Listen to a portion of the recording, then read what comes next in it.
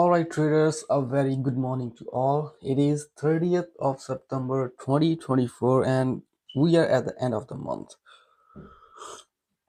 So, what does that mean? That means that we can see some of the moves which we don't understand. So, it's very important to remember that when we are at the month end, we don't just see the moves and try to rationalize that which the causes of this move can be. So, with that being said, let's move to the sentiment. Looking starting with the FX pace. Currently, it's a classic risk on environment with Antipodeans, Aussie and New Zealand leading the pack, and clearly safe haven currencies Swiss franc and Japanese yen is down by 3%. So moving with the equity space, not that much, but it's clearly in a moderately in a good mood with China after the stimulus by PBoC Bank. It is up by 3.5%. It has been up a really lot. If we go back, if I'm not wrong, just give me a second. If we start looking from the PBoC when they announced that they are injecting trillions of dollars in trillions of yuan in equity section to boost the economic growth, domestic growth. Uh, Chinese equities, including copper, has seen a pretty much nice push up after that. As you can see, it is up by 14% since then.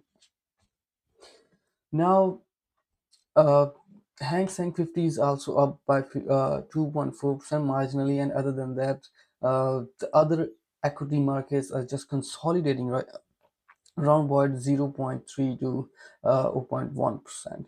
Moving to the commodities section, down across the board, nothing major going on there. It just might be the profit taking across the board from.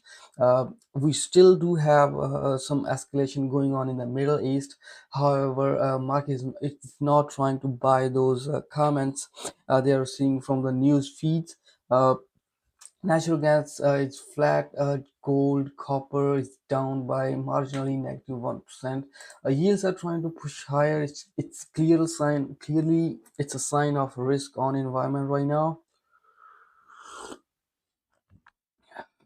Now, with that, let's move to the economic calendar. What we are having today, we had Chinese PMI report, which came pretty much mixed bag, starting with the NBS, NF, and non-manufacturing PMIs came just a little below 50.0, and the consensus was 50.4. It was a pretty much mixed bag across the board, and we move forward with that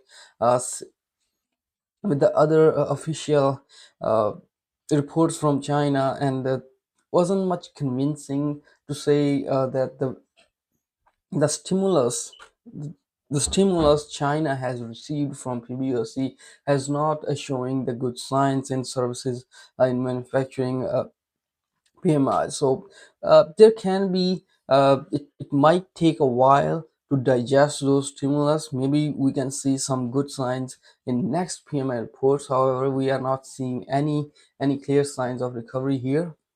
Moving forward, we had a GDP a year of year from Great Britain came worse than expected, including quarter of quarter down by 0.5%. The prior was 0.6%. Other than that, we are having a two Fed main speakers, a Fed Bowman and Fed Chair Powell. So the Fed Bowman is speaking at 9:50 Atlantic Standard Time. So just a quick reminder that he hasn't spoken, if I'm not wrong, after the. Okay, just let me double check. I think he hasn't spoken after the FOMC report. If my record says that, okay, no, he has spoken after the FOMC meeting, but his comments was more of a leaning hawkish. He dissent to the FOMC 50 basis point rate cut. In her speech explaining the decision on Friday, she said she did not want a 50 basis point cut, send a message that Fed has declared victory on inflation. So her comments was more more of a hawkish, but it's considered as a neutral cause.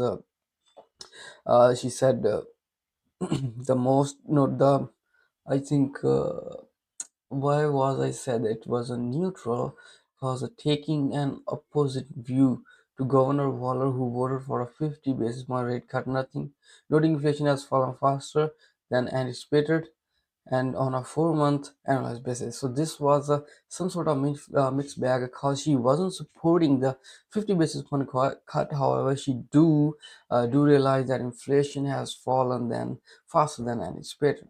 So after these comments, we are having second comments from Fed Bowman. What she says, what she has to say about the